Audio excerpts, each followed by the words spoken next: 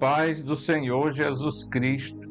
Queridos irmãos, hoje para mim um dia muito alegre, muito feliz.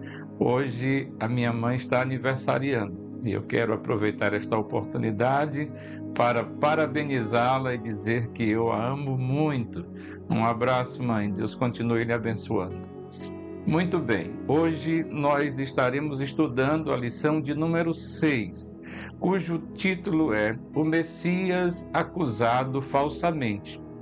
O texto está no Salmo 35, versículo 11, que diz: Testemunhas maldosas depõem contra mim e me acusam de crimes que não cometi. Esta profecia mostra como as autoridades religiosas tinham um enorme desejo de tirar a vida de Jesus, e para isto não importaria que fosse à base de falso ou verdadeiro testemunho.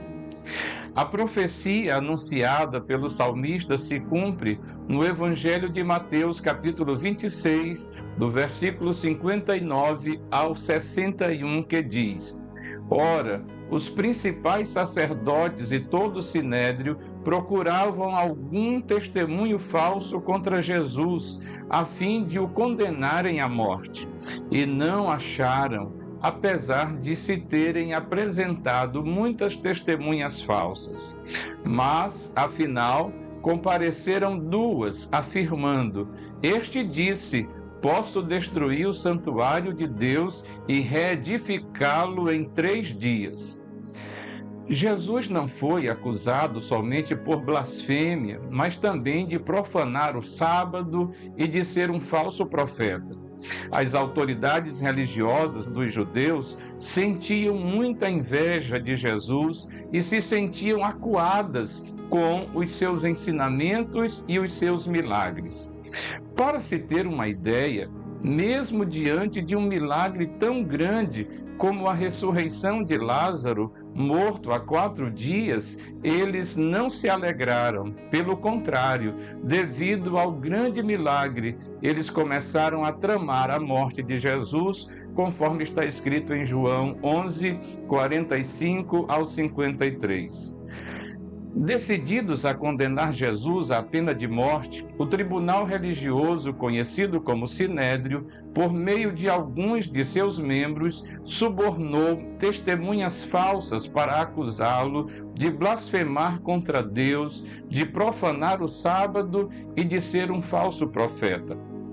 Juristas dos nossos dias afirmam que houve muita ilegalidade por parte das autoridades no processo em que Jesus foi revelado como réu.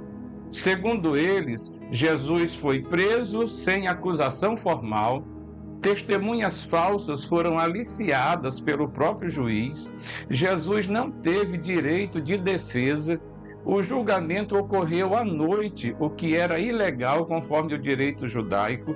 Nenhuma das acusações contra Jesus foi provada pelo Sinédrio e assim muitas outras irregularidades. O Messias foi julgado e condenado à morte pelo tribunal religioso, ainda à noite, pois eles tinham pressa em eliminar Jesus. Mas havia um problema, pois a lei romana não prescrevia pena de morte pelos motivos religiosos que eles apresentaram. Teria que ser crime político. Foi assim que eles falsamente disseram ao governador que Jesus incitava o povo a não pagar impostos a César, que se declarava rei e incentivava o povo a revoltar-se contra César. Nem Herodes, nem Pilatos viram nele qualquer crime passível de morte, mas as autoridades religiosas incitaram o povo a pedir a crucificação do Messias. Então, Pilatos, não suportando a pressão e com medo de o caso ser levado a César, ordenou a sua crucificação, pedindo uma bacia com água e lavando as mãos como sinal de que estava sem culpa pelo sangue daquele condenado. A profecia de que Jesus seria acusado por falsas testemunhas se cumpriu e assim ele foi condenado à morte de cruz. Mas tudo isso foi pelos nossos pecados. Amém. Deus abençoe você. Deus abençoe a sua casa hoje e para todo sempre. Amém.